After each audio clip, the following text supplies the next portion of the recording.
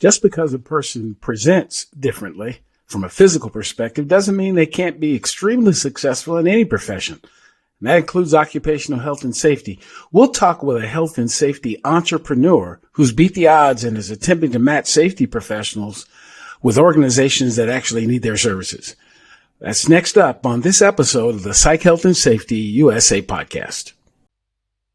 From Flourish DX, this is the Psych Health and Safety USA podcast. Safety at work is more than freedom from physical injury. To be safe, you have to feel safe.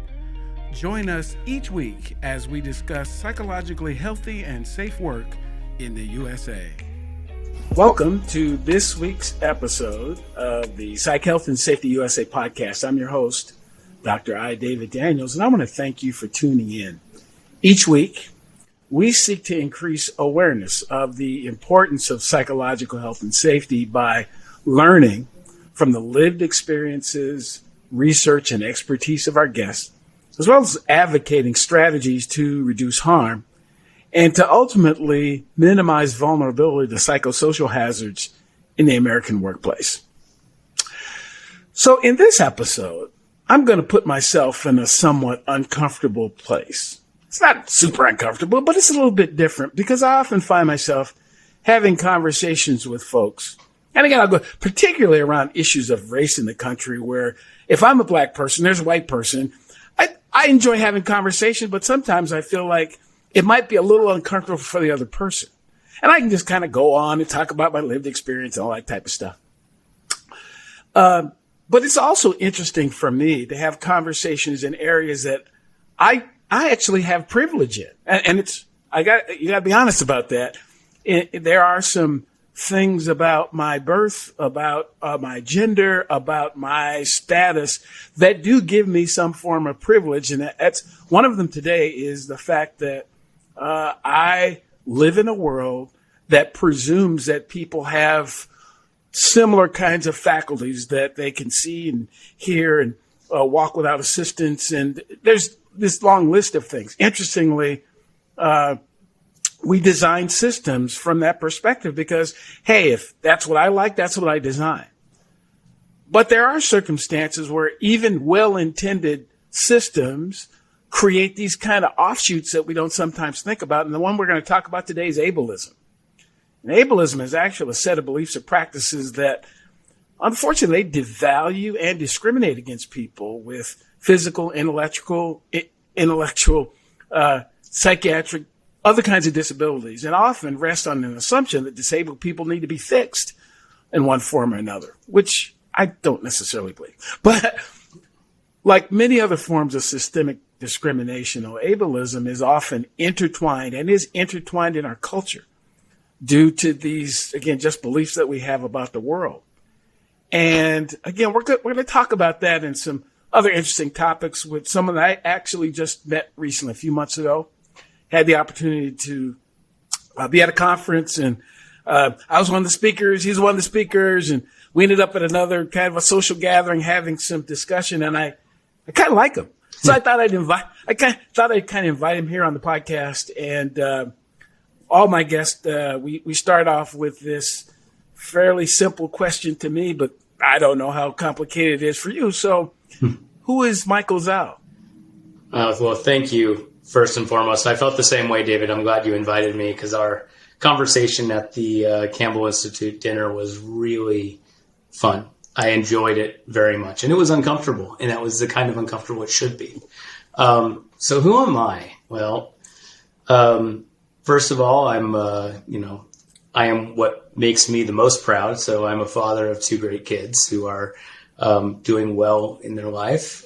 They're still young, but one's 14 and one is 18. So they're still making their way through. And I'm a husband of 23 years, and I am an entrepreneur, and I like creating things that make a difference in this world. And it wasn't always that way. When early in my career, I just wanted to make money. Let's be honest. I wanted to be able to feed my family and have the things that the material things. But now I'm a person who enjoys the most out of feeling like I'm making a difference. And so, That's Michael Zalle. I'm a horrible golfer, and I'm a really bad comic, and I'm, a decent friend, I hope. So. Right on. Well, let's get into the topic du jour, particularly for the podcast. So when you hear the phrase, the set of words, psychological health and safety, what does that mean to you?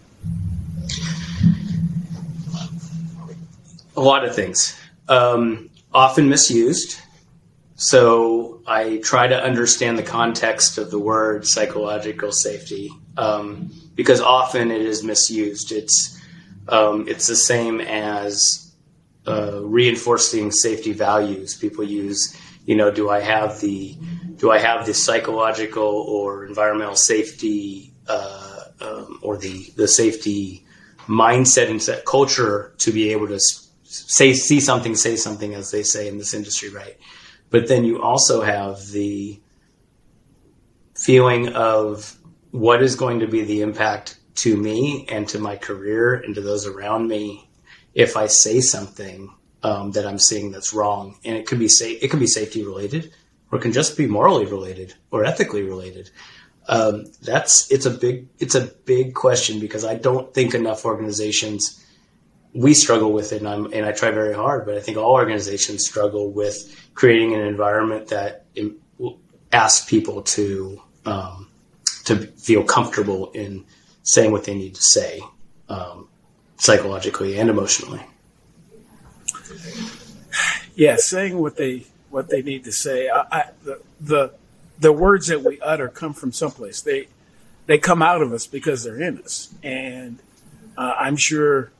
You've had experiences, I know I have, where I look around the room or I look at the environment, and though I kind of want to be there, there's some things I feel like I have to check myself when I bring up this thing, because maybe nobody else in the room noticed it, or maybe nobody else is feeling the way I'm feeling. Mm-hmm. And it's not always as comfortable. It's not always been as comfortable as I would have liked it.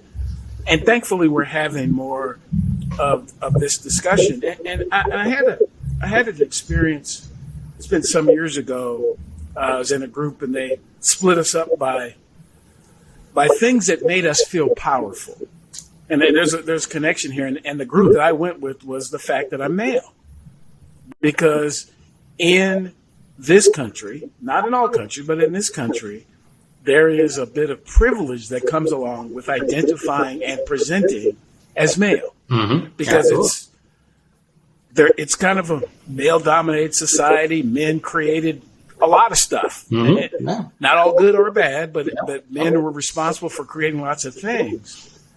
But ultimately, the things being created by men also come with liabilities that men have, and men sometimes, believe their own press clippings and think they are more than they actually may be. and again, I think sometimes unintentionally create these systems that forget about people that are different from them. Mm-hmm. So, and again, the topic today is around this concept of ableism and how people have designed these places. We were talking, when we talked last about the fact that there's assumptions around whether people are right or left-handed. Yeah. I do have some privilege based on the fact that I'm right-handed. I have my mom and a couple of sisters that are left-handed, and that makes desks and all those type of things were designed by right-handed people. Sure. So share a little bit about your thoughts and experience around being in a world or being in an environment that is kind of ableist. And what has that been like for you? So first and foremost, just for the people who don't know me and are listening, I was born without a right hand. And so it was a congenital birth defect. It was one of these things that I was fortunate to be in an environment where my parents had resources and they could take me to various places. And I actually got some prosthetics, which I threw away in the trash can when I was 8 years old. I never liked my prosthetic, but that's a whole nother conversation for another day. But it was just clunky and awkward, and I didn't know why I needed it. I mean, I did everything I needed to do in my little head at 8 years old, that I could do anything anybody else could do. So why are you making me wear this hook thing? It just wasn't, it wasn't who I was. And I guess that says a lot about me as a human being. So giving some context there, that was my right hand. And so I'm left-handed, by lack of choice. You got one hand, you use the one that you got. I think I would have actually ended up being right-handed, looking at some of the things in my life, being, left-brained and kicking with my right foot and some other things that go along with that. I think I probably would have ended up being right-handed. That being said, I don't necessarily, you and I had this conversation, I don't necessarily fault businesses and industry for taking on the greatest market.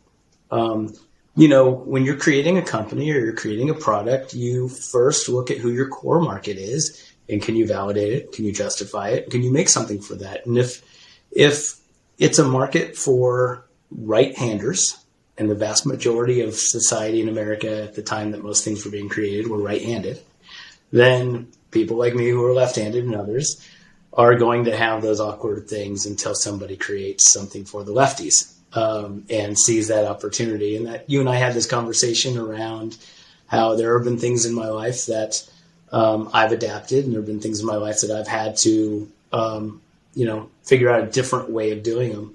And some things that have never been invented, that I would have to get something custom made for me if I wanted to do something.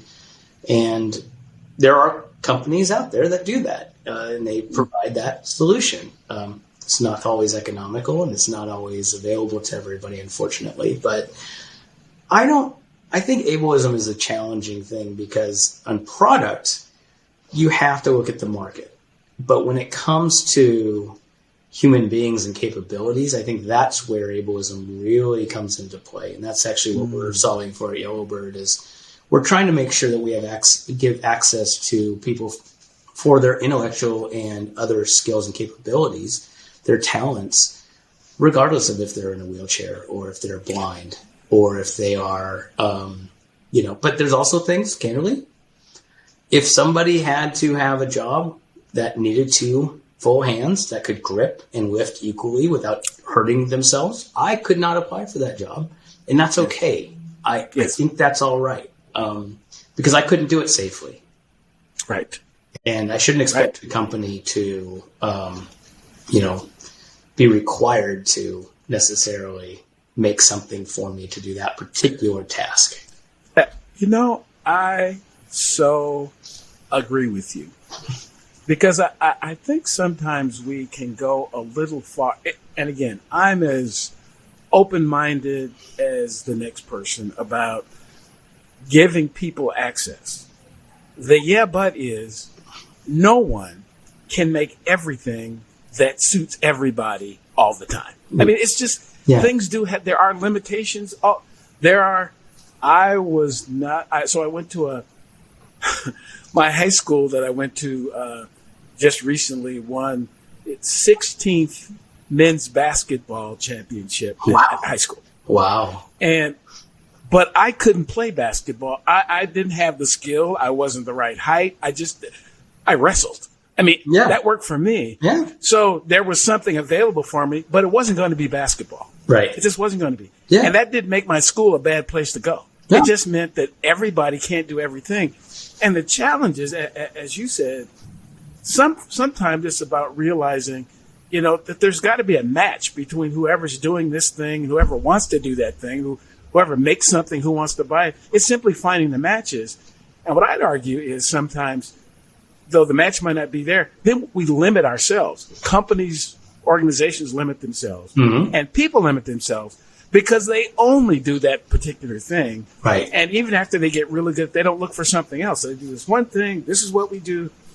And after, maybe the world changes. Maybe there's a new market out there, but you won't go pursue it because it's never been done before. Right. But that's where some of the greatest innovation comes from, is like, well, maybe we can do it. And of course, it starts out, it costs a little bit more until you can mass produce it. Sure. That's okay. Mm-hmm. That's okay. Absolutely. Okay. Absolutely. Yeah. I think it's a very healthy dialogue going on right now around DEI and expanding beyond just the, gender and race discussion and getting into all sorts of diversity and inclusion. And I think what's healthy about it is it's allowing folks to realize that they can talk about these things. And, it's funny because there's a lady who passed away just recently. She was basically a disability. Her name was Judy. I can't remember Judy's last name. Will come back to me. So Judy was a advocate for the disabled communities, and she actually helped evangelize the importance of ADA and the Americans with Disabilities Act, and that if now there's still people who don't comply to ADA, and have issues, but over the last 30 years, there's been a heck of a lot of advancement in policies and regs to just allow for a proper width of a door and a ramp available for somebody to be able to be in a mobility device, or the bumps in the walkways to make sure that somebody who's can't see feels the bumps and knows not to walk in the street. Right. I mean, there are things that fundamentally weren't even being talked about. And so this dialogue around these things is what eventually becomes change. And I like the fact that we are having these discussions. And yes, they're controversial at times. And yes, people say, why is everything about DEI now? And why is everything about this? And the reality is it's not everything. It's just when it's appropriate, or at least it should be. Yes. I can't say that, but at least in my conversations, I try to think it's when appropriate. Right. Yeah. No doubt. And the other thing I'm really enthused about to meet folks who are starting to see that the conversation about diversity, equity, inclusion, access, belonging, all of that is ultimately a safety conversation. It is. Absolutely. Because I cannot feel safe and will not feel safe in a situation where you didn't even think about me attending. I wasn't even included. I mean, right. So you didn't bill that for me. Sure. And frankly, rather than focusing on the fact and getting angry because they didn't think about me, of course they didn't think. I consider myself to be pretty open-minded, but there's some things I've never considered it. I've never come across it. So of course I wouldn't think about it. The question is what happens when you show up. Yes. So when I meet Michael, yes. And he says, well, I know you've never met anybody like me before, but have you considered X, Y, Z? That's the question. Right. That's the question. Right. And what do I do then? Because we can't go back and change what I didn't know. The question is, what are you teaching me and what am I going to do with that? It's funny. The pieces of being different in society, whatever that difference is, you can take many, many things from that, as you know. And, I choose to focus on the kindnesses and the grace and the positivity that I see. I also do acknowledge that I see some things that are pretty wrong, and I do my best to make sure that those are pointed out and that I identify those as things that need areas of improvement and that we won't tolerate if it's in my company or anywhere else. But having that mindset of graciousness, like I can't tell you how many people have offered to help me over my lifetime. I'm very fortunate, and as a younger man, I was also very pig-headed. And it's like, I don't need help. I'm good. Thank you. But I'd say thank you with an edge, right? I'd say thank you, thank you may have had something else in the tone I was giving, but it wasn't. It was just because of my insecurity, and now, as it's funny because I'm so past that, being 47 and gray hair, and getting longer in the tooth, that when I'm on an airplane and there's an older lady who's coming along, or an older person comes along who has to lift something up, I'm the first to get up and grab their suitcase and put it up in the overhead bin, where most of my life, I was the one coming down. Somebody else got up to help me because they didn't think I could lift it up to the overhead bin. And now I've learned the things I can do and can't do, and then I give back where I can and do what I can do. But I also think that there are moments that you have the opportunity to, be an example of what you want in this world. And actually at Yellowbird, what we're doing right now is and I know we didn't mention, so, I'm the founder of Yellowbird, which is a health and safety marketplace. So it's basically like professional services Uber. So anybody who says health or safety type of a person can register, and then we match them with temporary or even longer term gigs. But this isn't an advertisement. I just want to give some context. But one of the things that we're doing at Yellowbird is, yes, we see people's backgrounds, and yes, we see their resumes and their LinkedIn, and they answer some questions. How do you judge for people's intrinsic personality? And can you test for people for their biases? Can you test for people's superpower and what they are really great at? Like, I'm a speaker. I know that about myself. I like to speak in front of groups. I'm a good trainer, things like that. You put me as a document reviewer and my head will explode. It's just not who I am. It's just, right. But I could have the same documentation and resume as an excellent document reviewer. But if you put me in there, I would fail, where somebody else who was a perfect analytical writer who's done this kind of thing is a better suit. So I spend a lot of time trying to think about how you solve for that. And it's a big undertaking, but the other piece is some of the other biases that you have, in life, whether it be things that are cultural or whether it be things that are, you make the assumption that, well, I couldn't hire somebody with a disability, for this job. And you're like, well, why? Well, we don't have the budget to accommodate. Okay, but do you know what accommodations that they require? And you start having these discussions and you say, well, this is a work from home virtual deal that's reviewing documentation. They're in front of their computer. They are knowledgeable. They're smart and they are educated and they very well can do this job. Oh, I didn't think of it that way. I thought it had to be in person. I thought they had to come here. And then I don't have the busing and I don't have the ramps and I don't have or whatever it is. Right. But this framework, this mental framework that everybody walks into a situation with their own baggage. I don't care who you are. We do. Everybody. We do. And so those are the things that Yellowbird we're trying to solve for. And it's a fascinating process. You can also go down a rabbit hole that doesn't help anybody. Right. Yeah, but you again, you're just causing me to think about so many things here. Another example of a really kind of horrific thing called a pandemic that comes along, that forces us to do things and to consider things that we didn't consider before. But honestly, is it safer for a person with a mobility device to be in some kind of office environment where all they do is coming in and going to a desk anyway, or to be in their home that is set up, it has everything that they need, which is actually safer for them? Now, people will make the argument that people need to be able to interact with other people. Sure. Well, you can still do that. I mean, I think sometimes we kind of conflate some of these issues and kind of mash them all together. But we have now learned over the last few years that people can do excellent work and not be in the same physical space. Yes. And it works fine. Yes. And it may be safer for some than it even was before. I'm very fortunate to be so I'm an entrepreneur in residence for an entrepreneurial program. And it's something that I went through this entrepreneurial program about 3 years ago or so. And now I get to be the mentor for these disability-owned businesses. And as I always call it, as I say, they're great entrepreneurs. They have solved real problems. They're trying to solve real problems. And they happen to have a disability. Yes. And it's in that order.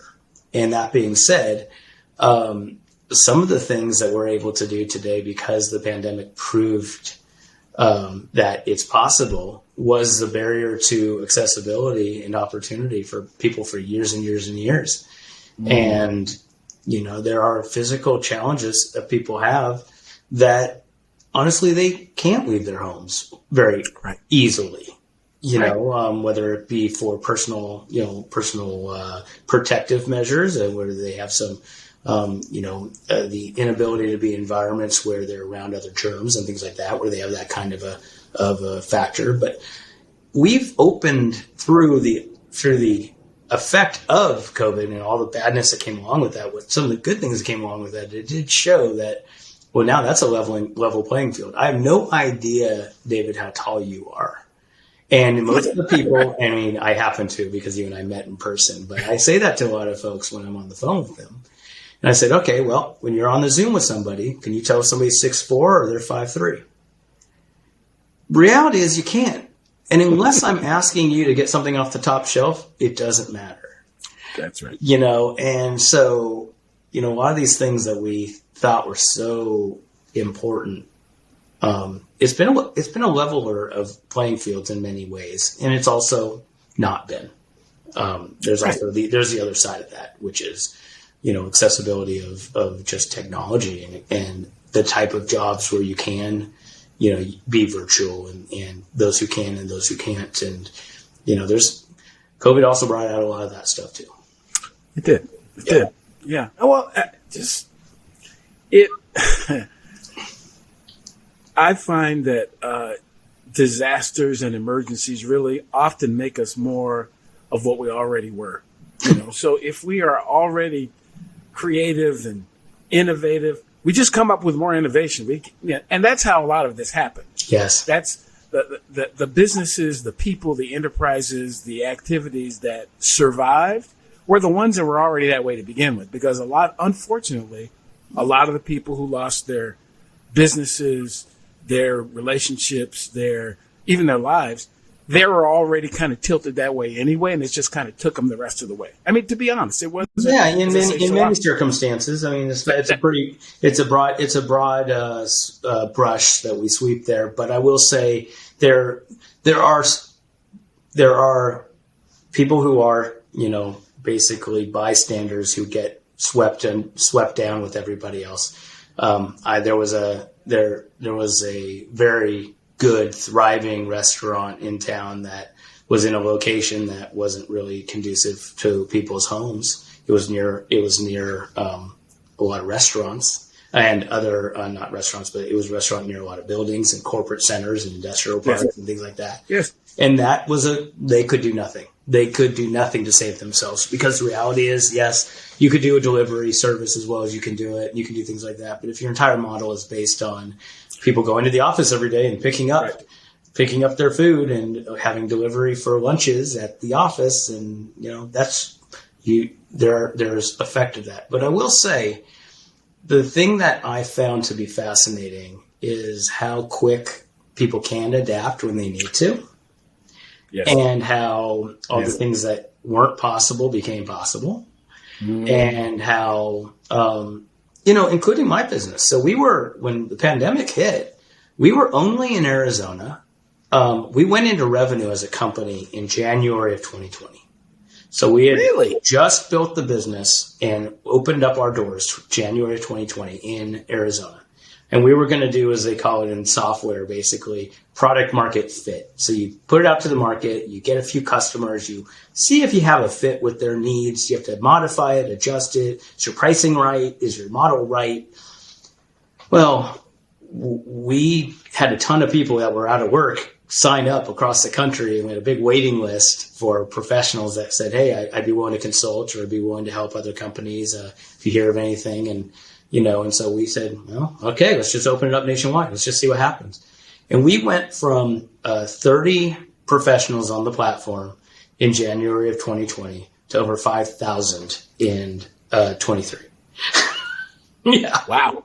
I mean, it was insane. Wow. It was insane. And wow. But I can tell you, I never would have grown that fast. We wouldn't have grown that fast if the pandemic didn't happen, because we were like, well, what do we have to lose? Because we are definitely not going to make our numbers in Arizona right now. And so let's just figure it out.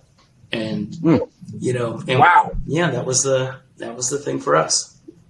Well, you know what they say, in chaos, there's opportunity. Yeah. It's true. But here's the other thing I'll say, though.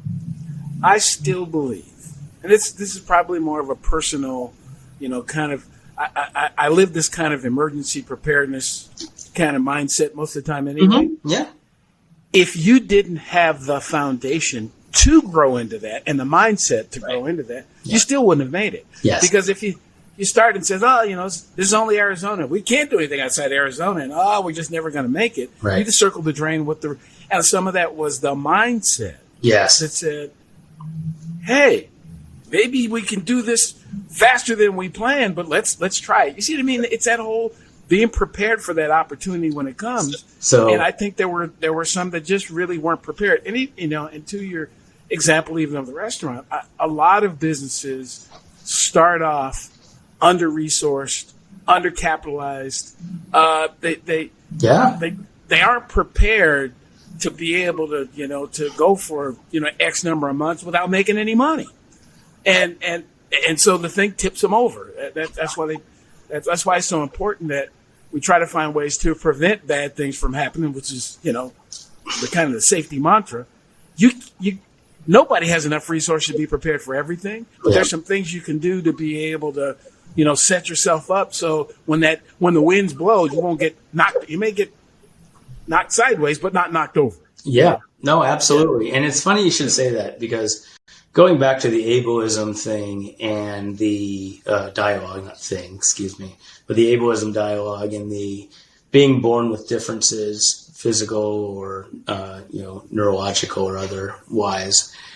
The one thing that I will say, this program that I'm part of that I mentioned with the entrepreneurs, it's called Together International, and Diego, who's this founder of this group, he has cerebral palsy, and, and it's tough. Like as he always says when he's giving he does keynotes and so forth, he's a wonderful, wonderful man. And he says, they always say, it's not whether you fall down, it's whether you get back up. He goes, cerebral palsy has killed his balance. He goes, I've fallen thousands of times and I have gotten back up thousands of times because that's my life and that's just what I do, physically falling. He said, but one of the things that you'll find with these entrepreneurs who have disabilities, they are fighters and they will always get back up. They will always figure it out. And in entrepreneurism and in life, the ability to just not get embarrassed and not let your ego stop you and not get those bad voices in your head saying, yeah, you can't do this, and just saying, well, I have to use the restroom. And so I'm going to get back up and I'm going to walk across there to use the restroom. Like, I don't have a choice here. Like, I don't want a situation. So I'm going to get back up. That's just a life, physical requirement. And when you grow up doing that, you become something special. And so people always say, oh, it's so good that you're helping folks who are disadvantaged. And I'm like, no, I'm not. I'm actually helping people find their advantage. And, and I'm helping them realize that these skills that they've learned over their lifetime are going to come into practice real fast when you're an entrepreneur, because you're constantly hit. Constantly. Wow. Hi listeners, Jason here. We hope you're enjoying this latest podcast episode. Now, if you're like Joelle, Alicia and myself and enjoy learning from the best, then the Flourish DX Academy is for you. The Academy includes free e-learning courses on the ISO 45003 standard for psychological health and safety at work, and associated topics such as how to conduct a psychosocial risk assessment and how to create the business case for psych health and safety. All courses feature high-quality videos, downloadable resources, multi-choice questions, and a downloadable training certificate on completion. Take your learning to the next level with all Flourish DX Academy courses included within the Flourish DX mobile app. Select podcast episodes from the Psych Health and Safety podcast and sister podcasts from Canada and the USA are also included. Get started with Flourish DX for free at www.flourishdx.com/get-started. That's www.flourishdx.com/get-started. Now back to this episode. The business of safety and the safety business. And I think about that in my head. There are those of us, so I think I'm in the business of safety. Okay. My business acumen is kind of shaky some days because I'm the public sector. I'm a public sector guy most of my career. Never really interested about making money and all that type of stuff. It's certainly important, right? But and so it is really interesting to see somebody who's in the safety business, right? And an entrepreneur at that, because a lot of the safety business, a lot of what I've seen is very traditional. Oh yeah. Again, because tends to come from the traditional approach to what safety is and who does it and who benefits from it and who doesn't. So talk a little bit about being an entrepreneur in the safety space. Sure. Yeah. No, thank you for asking about that. It's actually a really interesting point. I've had this discussion with folks over the years, because, full disclosure, I don't have a background in being a safety practitioner. Personally, I have always been in the safety ecosystem. So, as an example, your rep at Grainger or Fastenal or Global Industrial or any of these places that are more than happy to sell you PPE or hard hats or spill pallets or, whatever it is that you require for your environmental health and safety programs. They're in the business of understanding the needs of the practitioner. They are not necessarily a practitioner. Some are, many are. Many have gone and done their education, gotten their certificates and so forth, but some are not. And doesn't make the products that they offer any less important. And that's right. Doesn't make them any less great at understanding how to help their market. I mean, do you have to be an industrial hygienist in order to sell a sampling kit for water sampling? No. I mean, if you know what your sampling kit is and you know how the industrial hygienist uses it, then you should be just fine. But you're right. That is the business of safety versus being in the safety business. And so they are in the business of selling to the safety community, whether it be software or whether it be product or whether it be some kind of a OSHA or EPA or other book or guideline or whatever it is that folks do in the business in selling to the safety environment. It's a noble and good thing, and you're helping people execute, and there's nothing wrong with that. What I don't like, though, is generally speaking, in the safety practitioner business, the practitioners assume that if you have not done the job, that you don't know how to serve them. And, and I think about that as an example. I have a friend that works for Medtronics, and Medtronics is a big manufacturer of scalpels and other surgical materials. And there's not a single person selling those that is a surgeon. Because if you are a surgeon, you are not selling Medtronics scalpels. Trust me, you are saving lives and doing what you do. But it doesn't make them any less qualified to do that. And so for me, the way I look at this is I look for inefficiencies in our industry. And I want to solve for inefficiencies. I think it is absolutely ridiculous how much we spend in the consulting world on per diems and air flights and travel in comparison to actually doing your job.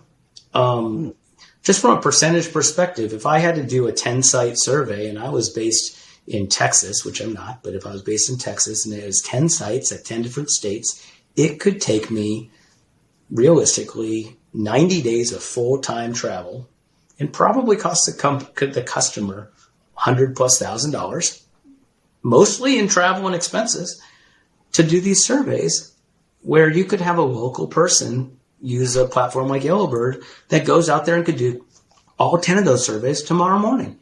And maybe it will cost $2,000 a location. So it's 20,000 versus 100, and it gets done tomorrow. That's the kind of thing that for me, it's like, it just makes sense. And I don't have to be a practitioner to be able to tell somebody that makes sense. Right. Right. And so it's interesting because I do find in this industry, there is a certain amount of ego and pride, and I don't want to take that away from anybody. You are, Dr. I. David Daniels, and you are a doctor, and you have earned that, and you've gone to school for a very long time and you know what? I would wear that with pride, and you know things that we do not because you have studied those things, and there's nothing wrong with that. But it doesn't mean that you should treat somebody who maybe isn't a doctor. But anyway. Absolutely. There's also, somebody told me this when I was probably, I had to be somewhere between 12 and 14 years old, because I still remember it. This woman told me, she said, the things that you don't know would make up an entirely new world. It's so true. It's that way for all of us. The things we all know things, but the things that we don't know, which is why it's so important to be open to other people with different views and different backgrounds and different. When you talked about what goes on in the safety community, make me think about my early working life being in the fire rescue service. And there are people in the fire rescue service. If you've never been to a fire, never ridden on a truck, and never treated, you can't tell us anything. Right. Well, no, actually, you can tell me a lot of things. Sure. You know, you can tell me many, many, many things that I just don't know. And the question is, are we open to people who have a different experience than us, but their experience actually is on the same road that we're on? Yeah. They just in a different vehicle. I'm in a truck, you're on a scooter, but we're on the same road.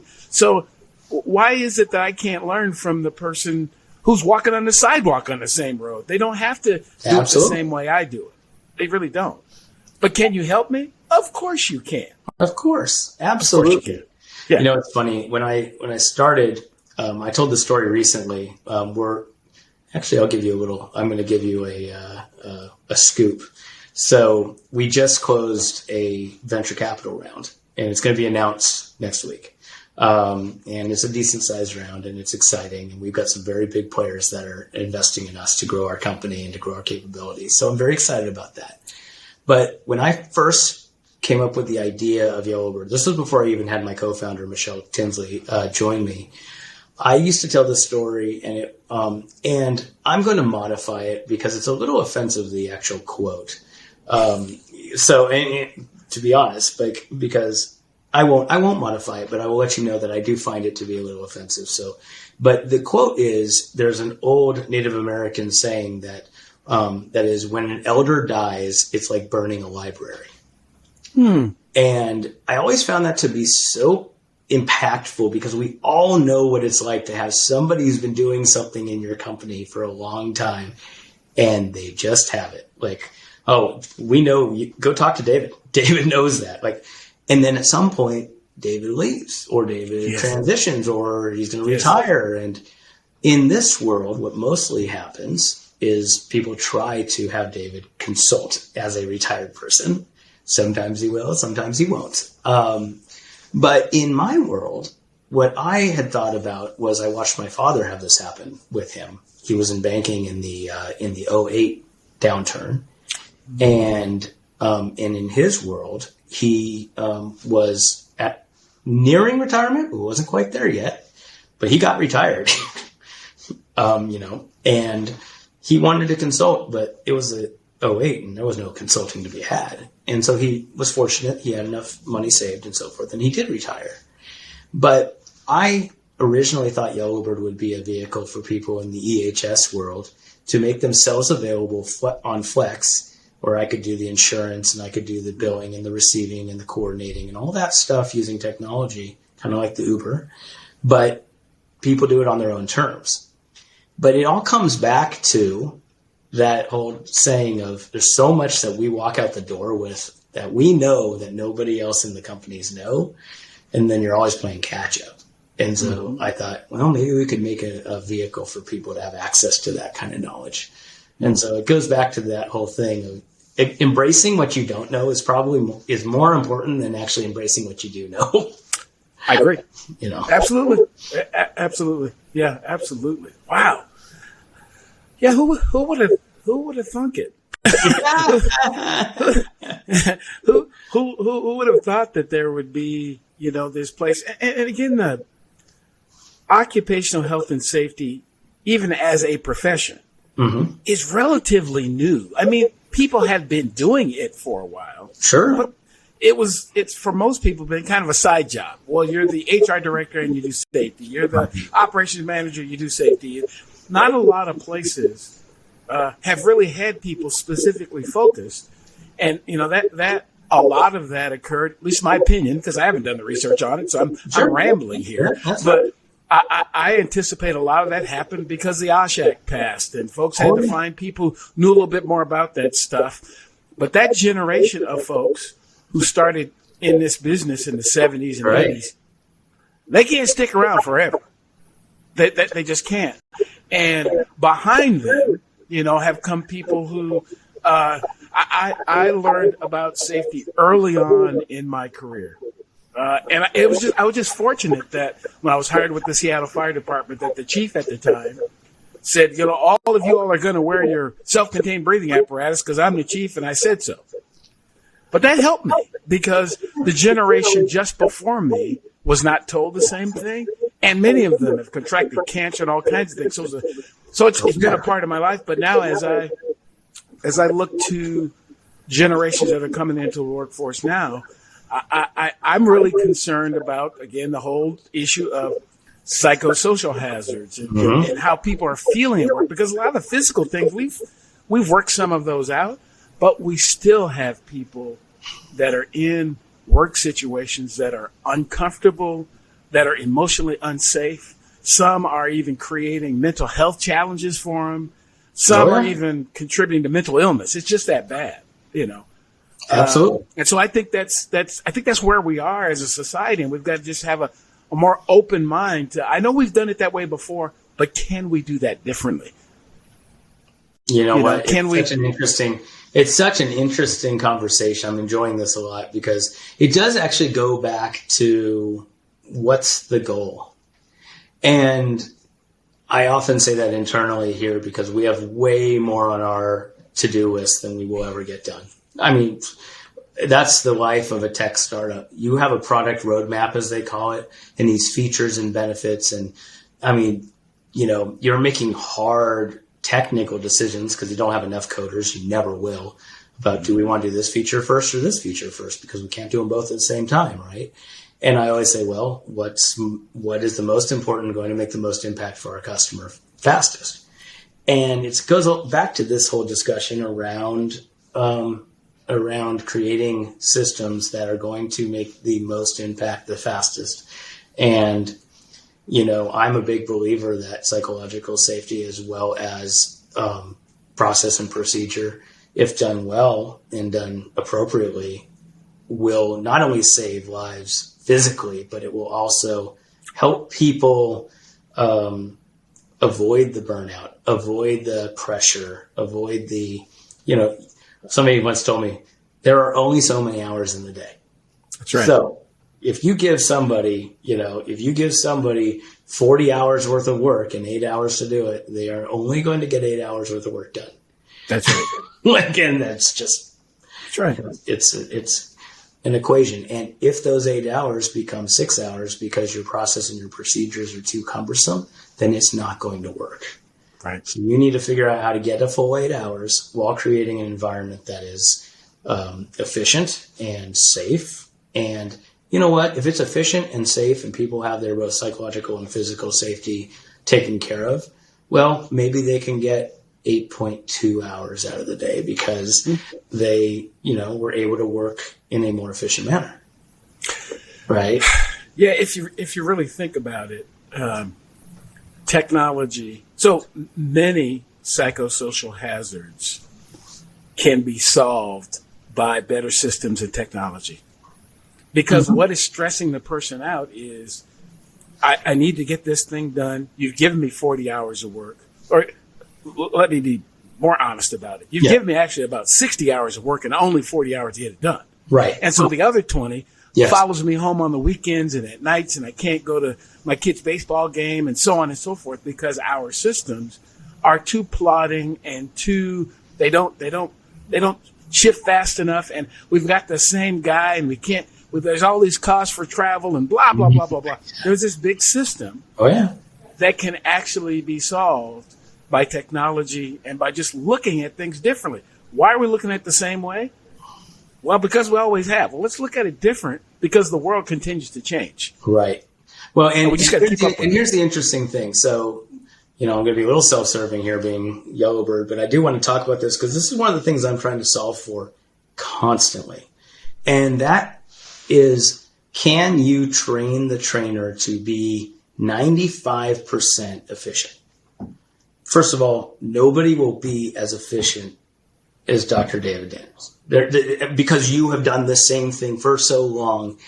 But you can theoretically create a manual, create a process, educate somebody on how to execute, and get them pretty darn close and a lot more economically viable. Right. Instead of having you burn yourself out to that point. It's always a zero-sum game. I don't have the staff to do this, or I do have the staff to do this. And it's like, wait a minute, but you have access to resources that can help you do it. Right. And why are we, and then the argument is, well, they aren't going to do it to our standard. And which, fair. I would not disagree with that. What is your standard?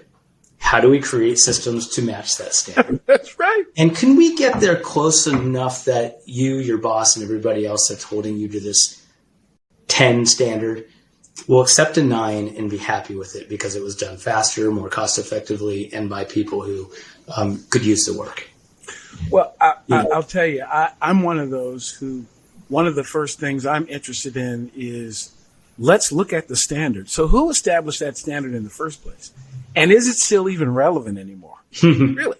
Maybe the thing that you've been doing the same way because the guys who started this 30 years ago thought it was a way to do it. Right. Maybe there's actually another standard altogether that'll get you better, quicker, faster, less costly.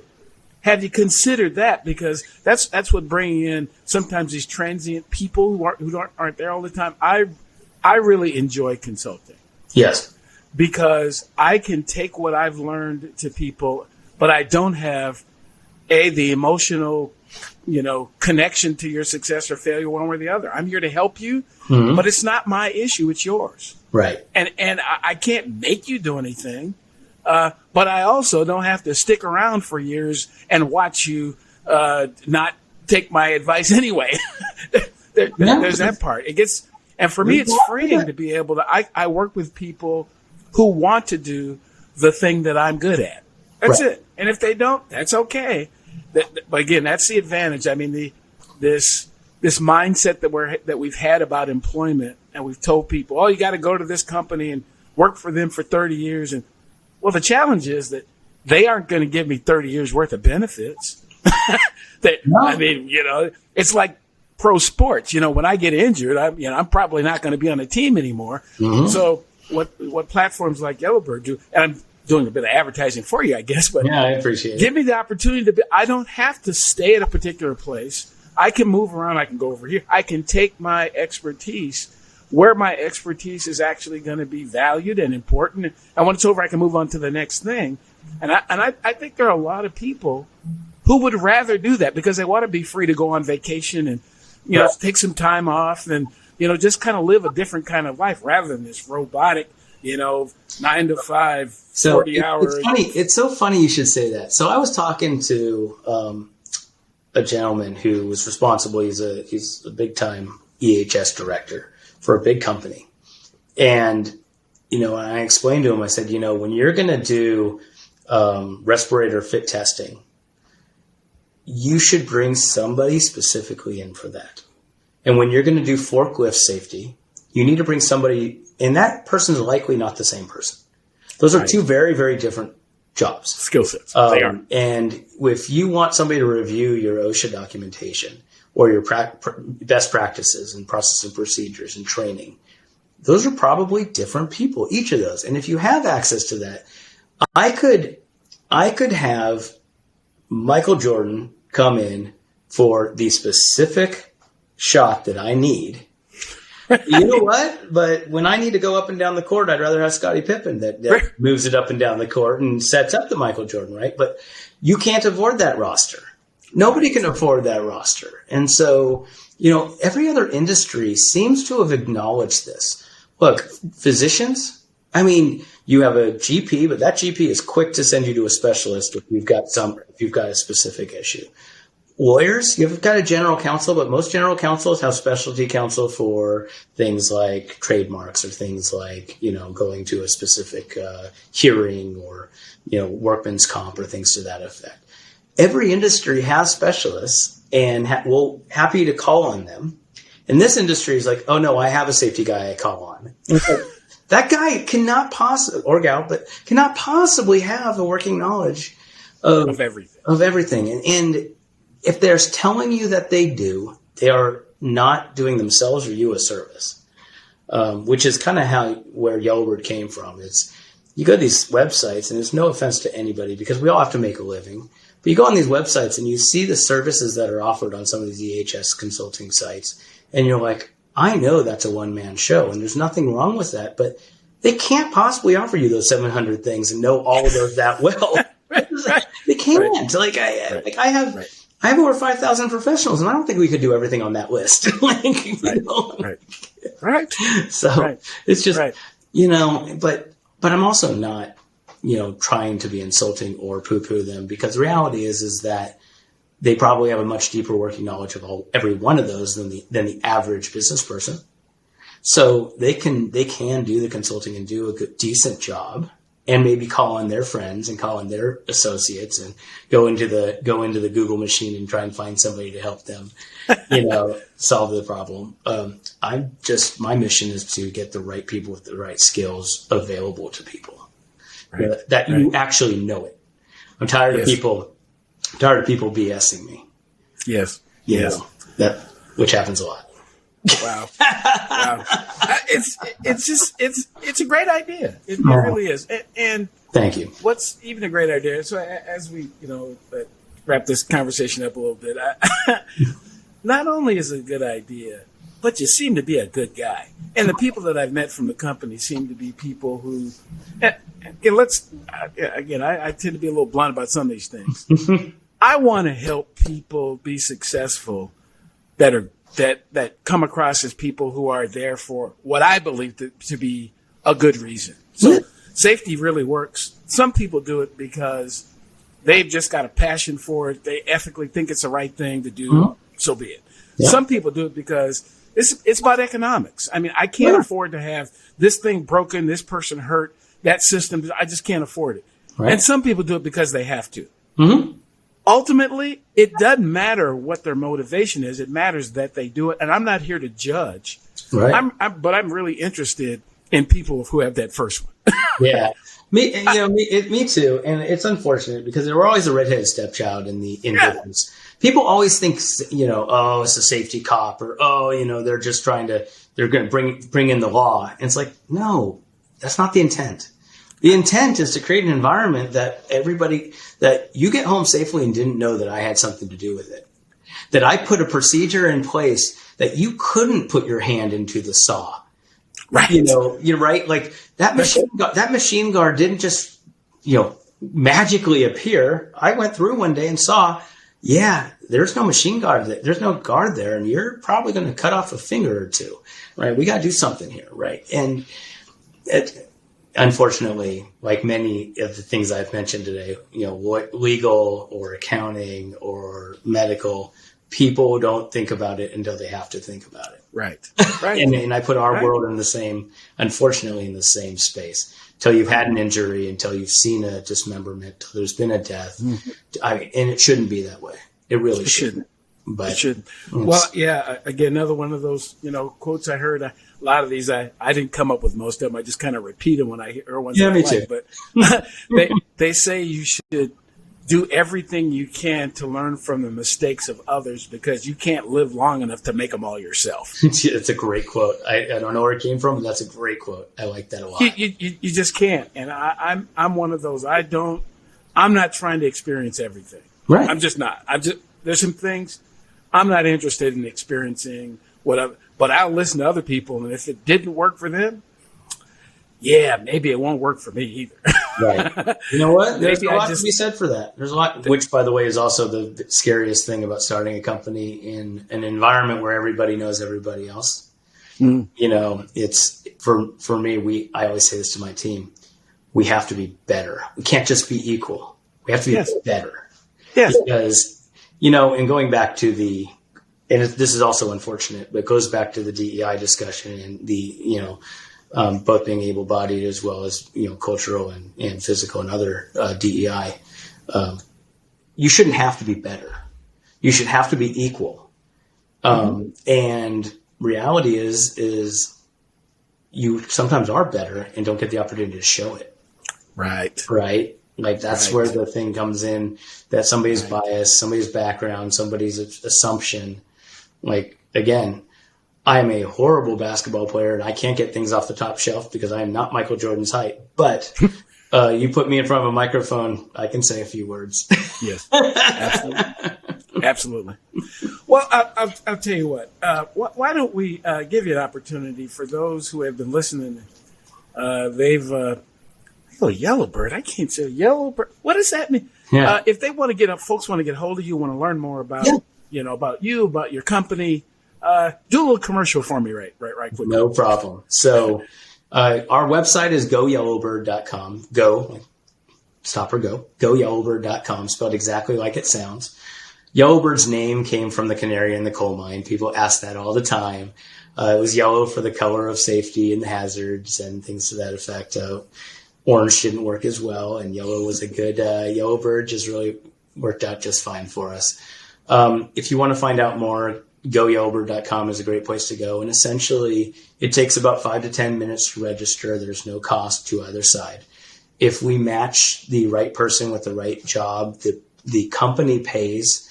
It's not a premium because of the efficiency of our job, but you make a good wage. You're making your regular wage on Yellowbird, and that's a very important thing to discern, because I don't want to take money out of the pockets of my professionals.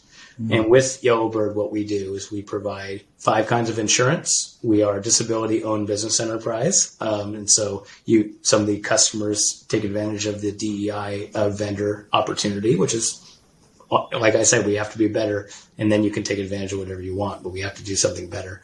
And then the final thing is that we represent the professional through the entire process, including paying them in 48 hours. Mm-hmm. And paying somebody that quickly, especially in the consulting world, when you're going out, some of our customers include, big names like the Teslas of the world and Googles and others. And in that process, what that allows us to do is we carry that payment. And so that's one of the reasons why we exist, is to get paid fast for our professionals. So that's the quick and dirty, but there's lots to talk about, but I think that kind of gives everybody the impression of what Yellowbird is and why we do what we do. Wow. Well, Michael, thanks for hanging out with me and chatting a little bit about both yourself and your company. I think folks are really going to enjoy this. For those of you who are listening, there's another opportunity for you to learn a little bit more about, something that didn't exist 5 years ago, that certainly exists now and gives safety professionals a great opportunity. So I do appreciate each of you. We're well over 1,300 subscribers for the podcast now. Been at this, we're getting close to a year. We got some really interesting things coming up in our next season. We're calling it our next season. That'll start actually next month.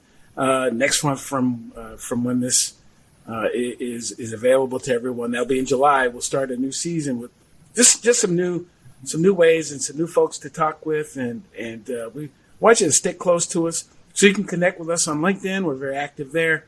If you want to stay up with the podcast, become a subscriber, please do either there on the LinkedIn page. For those of you who are watching us on YouTube, do the like and subscribe. Most people listen, some watch, and that's fine. You can go to our webpage as well, psychhealthandsafetyusa.com. You can see all these episodes are out there. Sometimes folks want to go back and just kind of listen in and kind of catch up on some that they may have missed. But we're happy that you're a part of our community. And ultimately, we are looking to help the workplace, regardless of what your workplace is, be free of psychosocial hazards. And where the hazards do exist, the ones that you can't eliminate, that people are prepared for them, and that we can help take care of people and help them recover after, because there's some things about work that are difficult. Yeah. There's some things about our businesses that are difficult. We realize that, but I want to have a community of people who can help each other. So, Michael, thanks very much for hanging out with me. Thank you. It's great. We've got some other conversations we're going to be having offline. So get to have you as a part of the Psych Health and Safety USA family. So until next time, we'll see you in the next episode of the Psych Health and Safety USA podcast. Thanks very much. You've been listening to the Psych Health and Safety USA podcast. To stay up to date with the best content on workplace mental health in America, subscribe wherever you listen to podcasts, and join the Flourish DX community at www.flourishdx.com.